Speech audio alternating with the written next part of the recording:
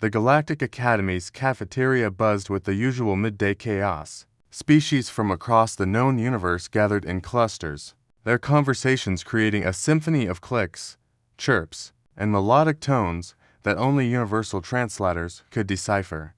Mia spread her crimson wings slightly, letting them catch the cool air circulating through the vast hall. As a draconess from the volcanic world of Infernus Prime, she stood nearly 7 feet tall, her scales shimmering like molten rubies under the artificial lighting. She was popular, confident, and currently bored out of her mind. "I dare you," her friend Zixtar hissed, his serpentine form coiling with amusement. "Sit next to the human for the entire lunch period." Mia's golden eyes flickered toward the corner table where Kevin sat alone, hunched over a datapad. The human was unremarkable by galactic standards, short, pale, with messy brown hair, and clothing that seemed designed for comfort rather than style. He'd been at the academy for 3 months, and most students had learned to ignore him. Humans were new to the galactic community, their planet only recently achieving faster-than-light travel. They were physically weak, their homeworld a temperate garden planet with laughably mild conditions. What could possibly be interesting about them? "Easy," Mia smirked, her fangs glinting. "Watch and learn." She strode across the cafeteria, her tail swishing behind her, drawing curious glances from other students. Kevin didn't notice her approach until her shadow fell across his table. "Mind if I sit?" Mia asked, not waiting for an answer as she slid onto the bench beside him. Kevin looked up, startled. His brown eyes widened behind his glasses.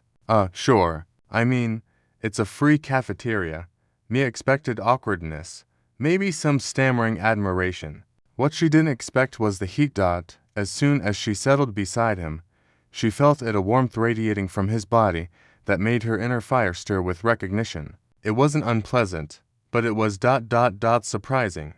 She shifted slightly closer, pretending to look at his data pad. The heat intensified. "What are you reading?" she asked, genuinely curious now. "Comparative stellar cartography," Kevin replied, relaxing slightly. "I'm trying to map the thermal patterns of binary star systems. It's fascinating how gravitational interactions affect solar flares." Mia barely heard him. She was too focused on the sensation washing over her scales. Her species thrived in temperatures that would vaporize most organic matter. Their homeworld's surface temperature averaged 800 degrees Celsius. Yet this fragile-looking human was producing heat that made her feel comfortable. Almost comfortable. "Are you okay?" Kevin asked, noticing her distracted expression. "You look flushed." "Well, more flushed than usual." "Is that offensive?" "I'm sorry. I'm still learning about it." "How hot are you?" Mia blurted out. Kevin blinked. "Excuse me. Your body temperature." "What is it?" "Oh." Kevin pulled out a small medical scanner from his bag, the kind all students carried for health monitoring. "Let's see. 37.2 degrees Celsius. Pretty normal for a human." "Why?" Mia stared at the reading. That was impossible. She could survive in environments exceeding 1,000 degrees. A mere 37 degrees shouldn't even register to her senses. Yet she could feel his warmth like a beacon, drawing her in. "That can't be right," she muttered. "What can't be right?" Kevin tilted his head, genuinely confused. Instead of answering, Mia grabbed his hand. Kevin yelped at the sudden contact, but she ignored his surprise. His skin was soft, vulnerable and blazing hot against her scales. Not in temperature, but in some quality she couldn't name. "Your species," she said slowly, her mind racing. "What's your homeworld's core temperature?" "Earth. About 5,000 degrees Celsius at the inner core, I think." "Why, and your sun?" "The surface is around 5,500 degrees. The core is maybe 15 million degrees."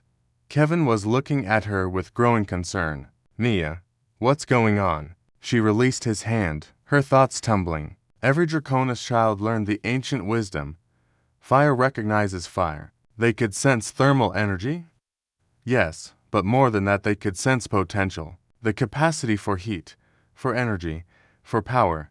Humans came from a world that seemed gentle, but beneath that deceptive surface lurked a core of molten iron, a sun of fusion fire. And somehow, impossibly, That legacy lived in their very cells. Your mitochondria, Mia whispered. They're tiny furnaces, aren't they? Burning fuel, creating energy, generating heat. Billions of them in every cell. Kevin's face lit up with excitement. Yes, actually, that's exactly right. The average human body produces about 100 watts of heat at rest. During exercise, it can spike to over 1,000 watts. We're constantly burning energy, regulating temperature, fighting entropy. It's why we need so many calories and— He stopped, noticing her intense stare. Why are you looking at me like that? Mia leaned back, a slow smile spreading across her face. Her friends across the cafeteria were watching, waiting for her to complete the dare and return with some amusing story about the awkward human. But she wasn't going anywhere. Kevin, she said, tell me more about Earth. Tell me about your volcanoes, your deserts, your warriors who crossed hostile lands. Tell me how your species conquered a planet that tried to kill you with ice ages and droughts and predators. Kevin blinked in surprise, then smiled a genuine, warm expression that somehow made the heat she felt from him intensify even more. Well, he began, pulling up files on his datapad. There's this place called the Danakil Depression. Temperature regularly hits 50 degrees Celsius. And humans not only survive there, they live there. Double quotes as he spoke. Mia felt something she'd never expected to feel at the Galactic Academy. Recognition, not of similarity, but of kinship. Humans weren't weak. They were forges, compact and efficient, burning bright in the cosmic dark.